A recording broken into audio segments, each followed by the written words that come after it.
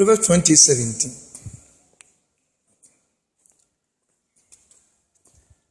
Proverbs 28:17. Dear na actually also. Proverbs 28:17. If a man willfully sheds the blood of a person and keeps the guilt of murder upon his conscience, he is fleeing to the pit, the grave, and hastening to his own destruction. Let no man stop him. Mo wase so nipa bi di ewu kum nipa ana wo hwie mojagu. So atwe se ka kum obi. Wanyi nsen na wayi egu. Sa moja na ahwie egu ye no Bible say won so dwuma ebedi wu ne se. Kosi se ubewu no. Sa honhomi wodi wachi saa da obesa ye no na wo yesi yew. Me bese me busa ase. So oyi obi bone na ne bufu no odi wachi a wo seresere. Di esuba na odi wachi ni. Abufu ne ma ne niema na odi wachi na Bible ne se. To onipa bi obedi moja hofo no. Niema edi na chi no. Yese opatafo je aba. Wa ubehu se nipa na be wadwene se wo waduro onfa nware. Na mpam se asunsum no. Sunsum no bejai nipa na chiri di aba wo a wo pese oboa no. Wo bekun awie wo wie a wasa akochensi nipa no. Enti onipa bi odi moja hofo no. Moja na ahwie egu ya ba bia nyam bia. Na wasanti na Bible say duo wo twese ka no. Enti bra Peter disi kai kwa wai obi aso moja egu fa mu de Yesu ye. Ne ho wusu bibi kofa dia ne de kwatare ho se ye krachi o be za adwuman. Ne wo twese kai no. Ye onipa biara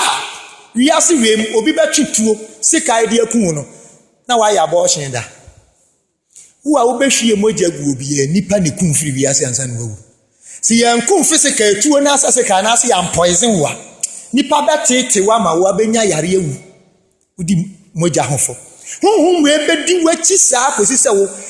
So ama na metena wiase we mu ama nani anyi bia. Onso oma wani. Na Bible say ma obi anya na adwene se honhom no nso edi nipa na chi no. Okosanka no. Teso ko ye biribi ya protect nipa na ma na fa ne ho adi. Sa wo ti so obi akum ni kunu akum ne yira. Kobusem ye yekunu no aye abortion da. Onipa bi ewiase ma nipa behwe na kuno physical no. Yesu se nipa befa wosu na yakun bi ateka. That's all. Mo eno nso ni ye aduane. Nipa esam hai. Ni ana abortion o ye Yesu akura yetu. Mese mechi mu nyira menya 10 ni 15 ni 20 wodema. Wo nya bi enuru 3 ene guga. Ba bia na bia na sunsun weyi. Na odi wachi. Adepa bia ne obema kwan se bi mra wabra bomuda. O sori ya ne nipa taame. Won weta wo no. Se wo so wonya ne hwe ya. Why you obi bone? Sa sunsun ba bia beko bia obenya ni die na wakopo obi mu awura. Ne nipa di wani. Ti se nipa ba mu wani agi wiase ha de. Kafra. Now, I will give for them. Raise your hands. Pejansa. 1. Yeah. Pejansa no what come on 2. Peja. I will give for you. Thank you. What your fashion when we are my body atoso. Now I had the baby. Why are they? As I say, Abuamo, Mrs. I say, Yabuao, Emma, quiet years to bury Yase, or Nam Nadom so badgy you free would desire for wins them. Yachida ama home. Na years of a wagon so bread, the Annette a new one who feel Yama home a wee. The Achila, dear, how are you? Yasra, you were free. Ntinya agro na medi na no pay kire wo wase abosumunuane de anuane abosumunuane ma me bia ha ma me sesia Jeremiah 7:16-20 and some na yaka no New Testament na me do ko Old Testament akwa kire osania ya kyerɛ da hɔ dada fa ho na Yesu bɛgye wugi ye wie ye ne yɛntwa mu nka nkyerɛ sɛ afɛ dia ama yɛ kwan sɛ die pɛ bia yɛnyɛ still ɛda so yɛ adwuma. Jeremiah 7:16-20. Therefore, do not pray for this people of Judah, or lift up a cry or entreaty for them, or make intercession to me, for I will not listen to or hear you. Do you not see what they are doing in the cities of Judah and in the streets of Jerusalem? The children gather wood, the fathers kindle the fire, and the women knead the dough to make the cakes for the Queen of Heaven. And they pour out drink offerings to other gods, that they may provoke me to anger. Am I the one whom they provoke to anger, says the Lord? Is it not themselves whom they provoke, to their own confusion and vexation and to their own shame? Therefore, thus says the Lord God, behold, my anger and my wrath will be poured out on this place, on man and beast, on the trees of the field and the fruit of the ground. It will burn and not be quenched. Amen. Onyankopɔn sɛ Jeremia ɛmɔ mpa yɛ ma saa nkurɔfoɔ yi ne wɔn yi na mentie ɛfiri sɛ wohunu so a wɔn hyɛ fa ne ayɛ kwekure ɛne nneɛma na yɛyɛ no na yɛ de pete boro no so ne yɛ de ma honhom ɛne nsuo ɛne abosom yɛwie a na nakwamne ntɛbɛgye nsa ɛyɔ na ye na ya frɛfrɛ honhom ɛdiamo Bible say ye wo tumi bi a ye wo wie mu a wɔyɛ wɔ hema saa nneɛma na ɔmo yɛ no wɔmo na oyama no enti ɛba saa wo de hyɛ Nyankopɔn abufu iso onyame ɔno pɛ ɛna ɛsɛ sɛ ye nidie ni biribi a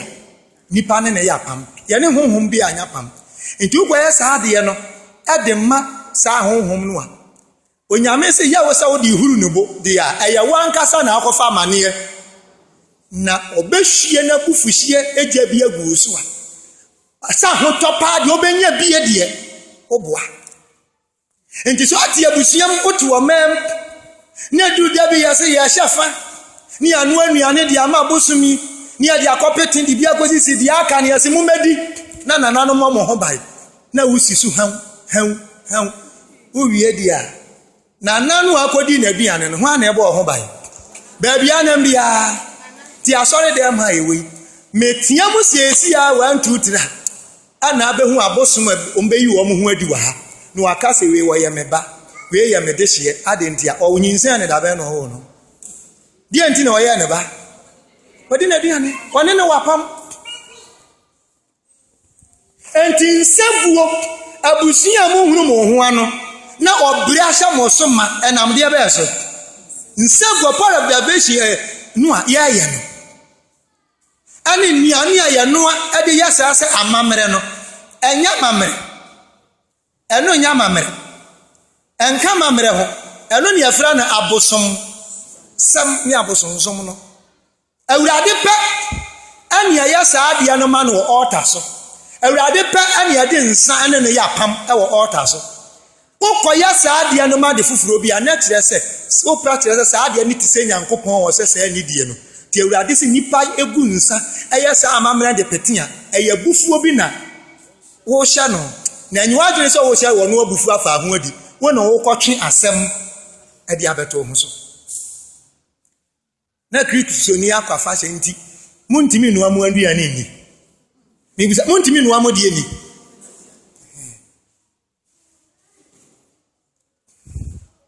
ayefo na kwam de wo mo ko didi bi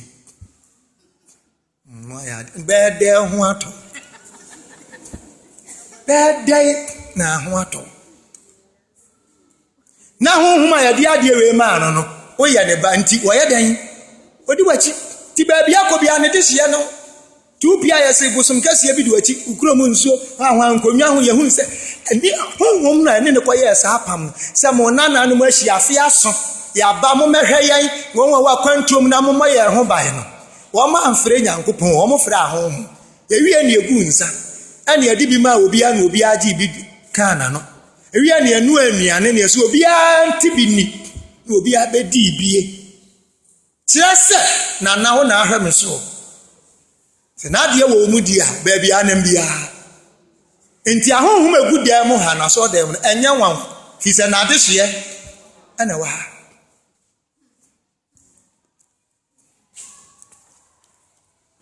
ni edi ho breaking of virginity se onware obi na ahwie ni moja egu a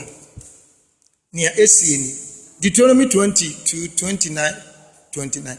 Deuteronomy 22:29 28-29 King James version na ma King James version na ma Amplified. Okay, King James wa 22:28-29 Amplify can I say? Okay, Deuteronomy 22:28-29 If a man finds a girl who is a virgin, who is not betrothed, and he seizes her and lies with her, and they are found, then the man who lay with her shall give to the girl's father 50 shekels of silver, and she shall be his wife, because he has violated her. He may not divorce her all his days. Deuteronomy 22:28-29 If a man finds a damsel that is a virgin, which is not betrothed, and lay hold on her and lie with her, they may be found. Then the man that lay with her shall give unto the damsel's father 50 shekels of silver, and she shall be his wife, because he hath humbled her. He may not put her away all his days. Where the name he has what? Humble her. Wabreno ase. Onipa bi ayabre wase bi anachire se wadom no nhire nyina yase no. Yaji utumi afiri wonsem. Nti onipa a woye saa de no Bible say ma yenya anoma no nko. Wo mpata obetua ma bofra neja. Owi a yemfa no ma no nware no. Ne nkwa na nyina ni kwan so oja ne da. Fi se wasai onipa no. Enie virgin eye moja. Yebreki obi virgin ya moja na eba. Saa moja ne sunsumu a ebi ni beemem. Ya obaemu ne yede hye ese. Onfa mra meboa beema. Ansa na beema ni beji oba ho ne betena. No ahu se ne boafo no. Je se oba ne kra akohye beema no emu. Na oni obi da bibi e wonu mu bia no wo so na eba. Ti so onu obi o esi koda de na enya. Wo gonori gorolia. Ubenya gono mo enti oba no virginity no eno na tumi a ode ye oba a ode ba ware ase eye nanim onyam ne na ho ode nyina ewo ti wo abedi ka ne na da no wo na tumi no ebetena mu nti wo bepe na asem na se nipa be somo aboa ama de nti onyame ka se nyese be ma nko betena me ne se so boafo no ampa wo nse biribi wo ni mamu ni wonya ne so mfaso he oba o ye virgin abeware no pa wo be ma no wa amobra kora oba no bebobra se oba na amobra ni nhire nyina bedu be ma no bibi aye bia eyeye enti wo ne sa nipa no beda no wo na ne hunhum aba betena mu ne wugya ne si wa okoware be ma ni ema esie nie da obekai ubia na wo be ma no breaking virgin na wo hunhum abefie ho na ne do a wo ma ni kunu bia na tete nani so abufuo ni ntokwa hunu ba heart na ekoso ho ni atoso mienu se biribisi na ne wura hope otimi firifie ba ma bi obehia na bonte obegigi nani bi obetimi na akoda fi se wo ye empty no ne nam ho ade bi aba ma nani agye bia na ode ne ho akohye ni atoso miensa ba ma break oba ni virginity no a wa anware no ya ne kra akotene ni mu no se sa oba yi ware mfie duenu aduasa na da ko ni ba ma ekohia baabi no ode ne nsa so ne mu se pe one no kwa akoda sa ada no ha ane ne friend genti adada ane so anya so na fisa ne kra no atinim me ka kire wo ye kristo ni sade na ne esasa wo ye masa ade ni free ni panum na wonsa kan wa ade wo nye ya ubegu hu animu ase na wo hunu no bone nso da eye normal ema To oba ti aware ase ne otimi firi ni kunu achi ene be ma foforo koda na kire se nya ni kunu no ene breaking virginity na kire se wo se na nsa na oni wo be ware enti bibia asi ase wo dwane afirifie asesa ne niema apa be ma foforo obi kwachia ne bia ba ede na koda one night ne eye common me say ede an common he said apambia oni ne ntamu a suro beba na so na breaking virginity o ware ni wie na breaking no a abufu aba sadan ompie nkodi bosome o makwa ma obi ane ne nada eba ni tiri mu ana wo sa ba ma no sunsun akogina ho kontimi nye obetra is so many ways kontimi nye da if you say ne kra na umu na yedan enko ba bia mani yi nti do oba afa sa akwan we so a wa ha no pa wa ha no onu ankasa na wo sa ba ma ne ewo mu ni to oba no ti aware asena ne ho nto no a ebra wo sunu odi ya obi a na no sunsum di wo ba ma no a wo se no achi na won so yiri kuta umunim graw tanya so yiri do ba fa so ya se opa ahwe ne ye wiase biribia ma oba no omu da o ma ho ntawo da atete ode betete wo bewu agya no wa se obedient se sa oba we ho nto no a o ba ma odi se adwuma no wo so ho nto oba no bro be sumia na spirit na ba wonjen na be da wo ka ni ade ni na miase nie enna miase nie ene yabo ya bra free mesi se nipa no kofa no no yare ankade no akofa mo aya udi fo wa ha we dia me kobu sampo we me da so busa se hinfo na di fo sum edi wachi no mesi oba bi bra baabi ehuja ene ehihye wo nso baabi a wote enti ba ma waware ya oyire tormento life no kai die wodi ayi obi abahwa se ne honto no a entrai se obenya ware mu ani die da je se ne kra ne wo mu no sa ko back ne honto ne de oni uni apam yesu ba wasi nti obi ba kristo mu anu aye nti e wakwan fa so ma nipa esa ya abode foforo biem ti ne ameke kan nyina kire wei anu aduro e wo ho se sa afodie no beto wo so a udwane to awurade nyankopon tam na osa ye wo foforo roman fo homa ne se boni na bekum nipadua ne so honhom ne ba obesan abenyane ya twere wo henefa akamienu ma memfa nso so na yempon eye osa meka na yempon promise and faith what onipa bi ewiase obe promise obi bia no hunu se nipa no so kra abedi wachi onam ahwaho adwene ne woni tirim ye me say o hye obi bo a onam ahwaho adwene ne woni tirim ohu adwena na se wodi ni hwamo na de oka so be wa anya nsu ade na esie wa ya wodan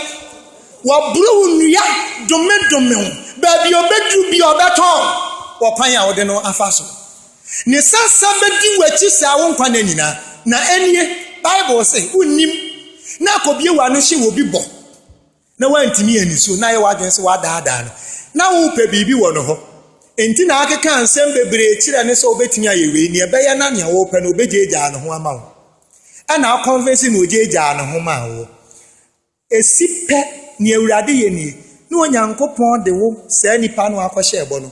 woni wabusua hyebre ne mo nkra bia akoma ti maame wei ana ma bedaada no a pe biribi wo no ho na ma hunu ne wo hia na maka kyense me ye bia ma no ene waji matum ebra maame beji matum no enhira wo no mu ni ade obetumi aye bi ontumi nye biem na spirit abedimi ho na se midi maame hwa ma ade awurade ye ni nyankopon de me nso me ni mabusua hyebre nyina akɔhye maame nsa ti se midi ni hwa mope no no so abie na no de ode aye me de beyo ma de beyo nua no ebedi mu achi saa onam ha ebre na me disappointment na obi ahye me bo ana obian ko busa wose ana nua be ma no wo fa no kwan yom de obi akofa so ne yabo ne dua ti nipa ba ko nipa adu hwa mo be pro se ho ama obi timi ko hye akonfo ewu timi daada obi wuo no obewuo no edi ayo ese maame bi a wodi ni gold e ma na damfu sie ne nana de ma no no odi ma na damfu sie na ne nana se tukwan se de oba mi gold obi abehu se me nam de ama tukwan na tukwan na akoba de so tukwan akoba wa yeye oba na di gold na be yadwuma 1980 asam na meken to okọ Nigeria 83 ya yankọ ba aye no wa ama akonya nye Nigeria ni bia ware no ho enti na danfo no nim se wakowu iso obi ante ne nka anaja gold yi okoi ni osesa de man ma no mbizi kuma asifie ni stores yo de ba kwa brochire ko he 86 na maame no ba he so akoche so wo che no oba odisikaba so ankope sika okope ni body owo ni gold ho oba bedu ya na busuafo kura nim se de ba wu ami eja na chiri die waba meni amesi poso ba so hwinsi poso obesesa ni gold no wa ase de aye ne niam minia ma ba o wase oba ne so se gold no a de ma o sie ye no wase me very good am ya so na kan kikirikre ma mi sida won kan no kura se wo ma no minim se nti dia akwenti eja store ba akon ha yonko ne kofo ade ne wase da ma mi se sa ti ma mi free fie ho wodi suni ntiatia mu ama de aye kokoa mu asem no eprie ti abusuafo di nyame na atwia wo kanyame na atwia kanyame na 2 months na ma mi ni wuye ni ayafa ni gold no wuye awere ho ani animgu ase na obewuo no na obodua no ase se sika we medi me nsam ni mabusua nsam a woni wasefo yedie mu nya dwuma da na kapre bato mu nsam mu nyina ase ba hye de se masefo ayeyi store no wo wa na jatom wo wa brochire ani a kire ni ede waba me se prayer group ni abrantie ba ko a maami ne nana de se wa anya dwuma wo be fa na dwuma mu kura na honhom na beto woni wo ko bia dwuma na obeka kire wo se wonko chi a meka no a and try abusia so disappoint obi a o hyebere hye ne nsem enti no obi bo obi dua sai na busuafo na anya obi a no e wo Bible Proverbs enti ya so wo da nkrofo wo de wa no na de aboso amanfo na wanya de obenya de ko wo se wo ho no mabusua bra ya senom e ma ne de o mo nta anye sa ma akoma bi o manum wo de ene di se adwuma na mama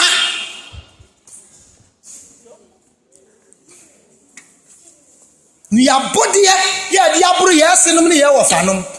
na di unu ya ba machi unu ya ba makofo ba bia ba kwose ni nyinsen so wanye na ba ma mpawu adi na chi ya dai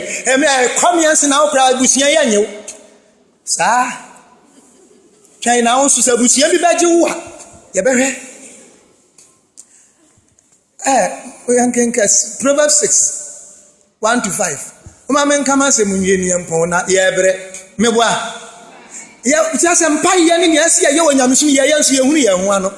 me se awurade adom wo so pa na nso emfumso we bi ba wadom no nkova ni ebe ye obeye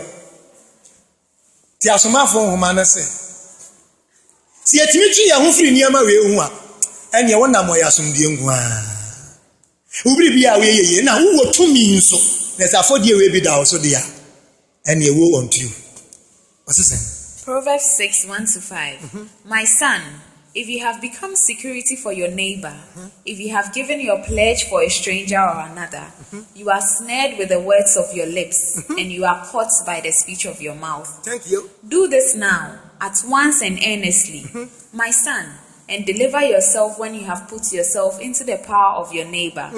Go, bestir and humble yourself, and beg your neighbor to pay his debts and thereby release you. Hold on.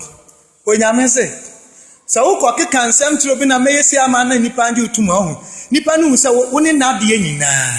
asomesi so be wi ama na ne kon da ho na ni age hwe wi ase de mema de ye ma ya wa bo so wa ne nsa kan wa wie no free bra wo ji ni tu mu wie ye pe na wo kra akodi ni ho wani afira waso asi ade pa bi ani wi ase awuhu biem akwa kankan ba da uwie ya odi pene ma no no onyanya honhum apam me se ba ma bi kuta ka papa bi Oni mo nyamfo bi aba fi abesre wabusia wo se da mempe ada ya me ni we wo ho nem ni pawani ni wo we die no wo wawurade adum na okofa de pawe wawurade hu se busia ye hia moa minnim ba bi odi ni sika fire me ndiam ne babo bra abo afunu wadi yewo ya de bu atwibuo so nya se na kwa we ya se wa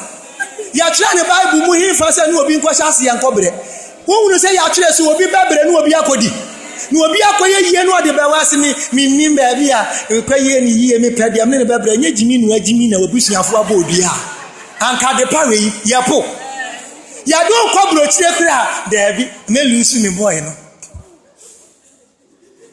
na ade pa bia san ho ne sa ho wie na ko be ka kire se ohwe na ntimi ntwa mia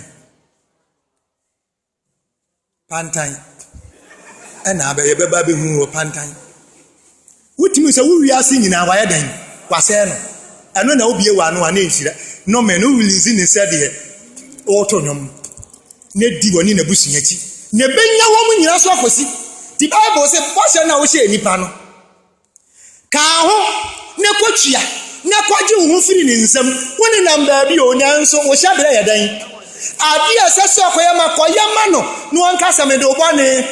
ansa na waye nipa anya sa ade a wo hye bere nyina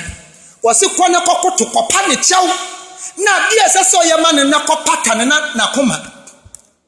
na wo je wo firi ne nsam se abo afidie yi no ayakosa ne no eya wo se wa hye obi bo ya wo nua wo ba promise no na so wa nisu a wo lose a lot akora we be how da ache obebo odua biribi besi oni ni ntem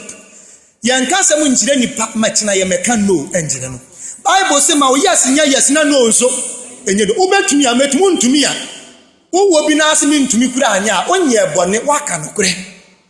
se sa de fari abeji amene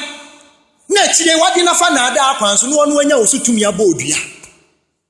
promise say ya de man krofo promise wa sorry dem promise nipa na ye nisu no wo bra ye bere wiase nyinara onipa na odi ya otia wo no da bia obekai de odi aye no akwa we wo bebre na spirit na duru ho na wo bere woni na busua me ho nto me a ono so ho entonida ya nhyɛ bonfa ye hu ni enti wote ha na usubai no no wo si subai no no a nye ma be nan wonye wo ha na adu nua bi abere wo na so wo si ni se nipa we ya wo bebere wo hu beto wi ase eya mama me mfenso me nka last quotation die twa me nsu no mu a eku ye ya nsu hu we slow poison se wa hu nipa na wusuro nipa keke niam bi wo wa hu na wusuro no musuo ba ko a enye wi ase a atia fa obi a so eni se wanya bibi hu suro ade bi a wo be suro bi ana ade na spirit bi wati obe make sure say de enti a wusuro no no obeye wo suro ani we be ifo ani ase wi ade we hu ani ase edwa so ha ani ase ade we wo bo hu musuo ka se wusuro bibi pe ya ready say sa ade kro de opa bi obeba be ya save for life sunsun ba ko a ene de mi nyi twini adoa wo dem ha esa obi a ne ampa so enya ho na ya ho adwuma Proverbs 29:25 no obi abia Job 3:25 mawie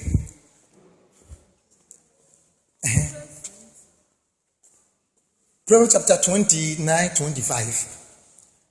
no at Job 3:25 go what's it saying Proverbs 29:25 The fear of man brings a snare, but whoever leans on, trusts in, and puts his confidence in the Lord is safe and set on high.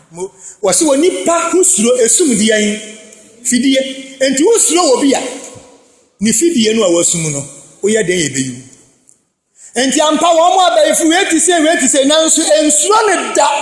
se wa ensuro no na anyum se wo awurade de atum so sene no a awurade se oho beto na obe dina mpempenso a eware sene se nipa no otene ne nsasa de enka woda mebusamo ehu wo mu anase hu ni mu so osuro wukrom so obe kokora na abanum nsuo owusuro obechi abrewa usuro agi bi ewo wuti mu a wodi ti wiase wodi suro biribi no Bible say wokɔ soro ba fam saa afidie no ebeyiw enti wɔn mpɛ nipa bi a wɔfam akuta honhombɔne ebetumi asa wɔ bere a ensuro ne tena nso kaabemben no no nsuro ohun a wonwane sense wo momu dwane nkurɔfoɔ no honhom wei ɛkɔmɔ edi nkurɔfoɔ ati saa na mode na di obi ati ne maame mpo a wɔkɔkyɛ na de wosuro ɔde abagya sɛ bɔ mpa yɛ maame de kɔm de kɔkyɛ me maame na de ɛsɛ de wiase yɛ hu utiri so ne wa pampa so na ayɛ hu wo maame so obekun wa ho wo man kran ha wɔde ne to si fam ne opagya ne tira so ne obo odi to aso tere obekun fi sɛ ufunuma ne mu na ɛden ti wo som no ɔte sɛ pen baabi a wo bia bewu di enti ana ɛsɛ sɛ ɔmo obi huhu ɛtena wo so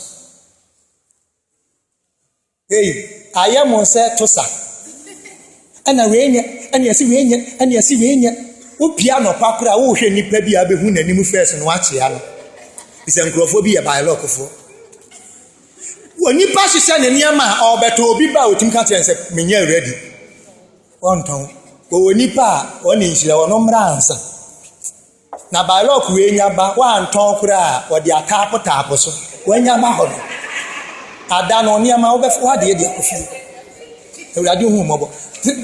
Job dia ne sesɛn Job 3:25 For the thing which I greatly feared is come upon me, and that which I was afraid of is come unto me. Mojo said ya wada urade na wabere urade mu na urade bɔ ne ho bɛyi nyinaa fidie bi yi no Job sɛ adeɛ bi a me bɛ wiase a me suro ye me hu na na makomatu ti me bɔ me ho bɛyi sɛ bi nto me da ne nyinaa sɔhwɛ de a ɔkɔ mu no asekyerɛ no ɛno na no ɔbɔ ho bɛyi da sɛ ne maye party kura yɛ bɔ ne betumi asɛ na de yɛ nyame so nka nkyerɛ wo sɛ ɔbɛyɛ party yɛ bɔ ne Bible kura sɛ yɛ nhyira so nipa ba wiase otimi topono agi nani nipa nyina na timi yɛ bie mo Job hu ne bɔne sɛ osuro sɛ biribi wɔ mu ebetimi asi ampa wokum nyae bafɔde de pakyɛw ɛwɔ bɛɛda ne madie ho nanso niama no ɔbɔ ho ba osuro nyinaa ba ku sei ni ho odi sunkun ni nyinaa bɛto no enti sɛ ɔso odi awurade di na pɛ sɛ awurade ani mo nyam da adidi a sɛ otimi twe ho firi niama ɛte sɛ ehu de ne ye ma odeyi o yam se farewell ko ye yam tu esum asumdiem awurade gya wo kwan ya opa wo nkobi nyame timi ka se kobra adenti ebi se afobi ye bia ana so hunhu bi ani watinti wonim die nti oha ne ho kura bedi wakire fi se wo ye safe awurade hu mobo me ya kwaje nkrato aba bibi amabo ya bompa ye ba ko etam na twem abro so mo mfa nkyem mo a me send mo messages ewo WhatsApp laya munnim God bless you kura aka no message we yi amede ma mu ne ye no anu no me ne mo awie send message mo dasani CD no meton aba ko ye 10 CDs o every Friday Sunday no ma send ya mo dasani God bless you kura keke no utimi se nipa nso wa hwe wa tie wa bo eye me ne mo awie ni etwa to se de ni emeye no nie uhia bia phone number no a WhatsApp no wo so am de bro no a ma register the mobile money na de wa de atum o se na me hia na si di 10 cities na de atum ma san de abro tie ma ye bone ya se o ya de ma wo kwa fama kwa me nso me de ma wo no me to credit entinya de ma kwa ni bia ntu betu atai o ba nu atu ato obosumi ni nyina obenya be 8 messages na me de abro tutu afote Ghana yete Ghana bosumi ba ku benya ni nyina menim wawi o to wo wi anu asa sande ama onam fofo na obusunya na omutie wa mu hunu se hwan na message di aduane na odie me telephone number ni me kama se wunu ana se wa bo se so to kware asen ma no me amede me number na otu dwa no ate 024 27 56 103 me preaching chirawo ama me nkono mfuna manna na wuntie mfanya wade enye free ti wadanfu bi wo so de ma wo setie bia uwi a oto ho correction no atua ho tight na wasa de hu sika aka ho enipa ba bi ensa pe ne send me credit se je urade insira wa minim won a won de om correction ba ne de me wo so ama mo de nkamo we national health insurance we mo qualified na ya nom de me yi wa firim wo hia bia no wa send say eja na Friday message mi sika ba ye frɛ mi sei me hwɛ na mi huna na ma wo so de ama ya kwaje nkrato aba ye to aso number ni biom 024 27 56 103 wo hia message amede ba bia every Friday be preaching no wo WhatsApp live in school da bia benya bi from next week dia amede mu CDs ni nyina beba apake go amede beba abeto ama ye wie bompa ye ka kiro Nyankopɔn sɛ urade de asie gimi firim nsam a meka ye sɛ odi bi ho fa ye pɔpɛ na mo aye lai wa bonten ho na mfamani so na ma kyerɛ wo kwan ye bɛfa so aye bɛboa mo program bi a me ye ne busumi bi a ɛwɔ saa nkrɔfo wi a meka mo ho nsɛm eni na ma kyerɛ wo bra mema wa ba saa program ni bi na ye gyina urade Yesu Kristo mogya so agye wa firi mu na wo ho atɔ na sɛ uni no se akɔfa bi dia bɛsa hawa wankasa nso no akɔfa wanya fa ahodi ahyɛ urade animonyam nti sɛ wonsa ka message yi pɛ ne ho afodie da so a number na mde to dwa no utimi frɛ me direct na abusa me na ma kyerɛ wo bra wo de bɛba na ye nam urade adom so na ɛka na da wo so no Yesu Kristo sɛ ni betua mo ho aka me di mogya no bɛtɔ onse tumi akasa afa ahodie no ahyɛ ne nimonyam bompa ye ne de urade ase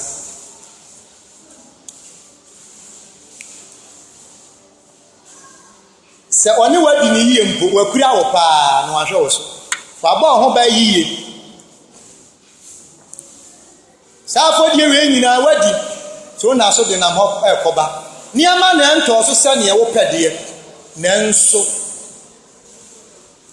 Awurade hu mmɔbɔ ezi sɛ ɔde n'asɛm aba ma ho na ayɛ ɔkyi ama ho ne ɛwɔ Yesu dim afei sɔre na da wɔ ni hwɛ kuoyɛ ɛtena yɛ on the first yɛ tiasi kae sɛ saa bosomi wodi so nkunim 24 December 2016 yɛ bɔ bosomi wie ho mpaeɛ ɛto no so nkunimdie agyan kakyia ne sɛ bosomi July a wɔba ɔhawa wɔ mu bia maka wahwe wɔ mato so nkunimdie agyan nti madu so nkunim yɛfrɛ no kuta wɔ nsa na medie madi so nkunim adi umri ne pa ani hyira bia de wɔ bosomi no na merenhunu emu adebɔne ne emu musuo da ɛwɔ Yesu de mo pray kakyia ne sɛ July medi wo so nkunim last year mato so nkunimdie agyan dada ɛwɔ Awurade Yesu din mu enti kyina enkunimdie ya media menante botsumi mu anigiem adepa bia wo mu bia ya mechefa na mu musuo ni wo haw bia ade ya na Awurade Yesu Kristo din mu madi so enkunim ti July Obama me yie die ni mani so ade hu aniama bia manya no July fabra me ewo Yesu din mu niama bi amenya ne bosomi wie mu July fabra me ewa ye na Awurade Yesu Kristo edin mu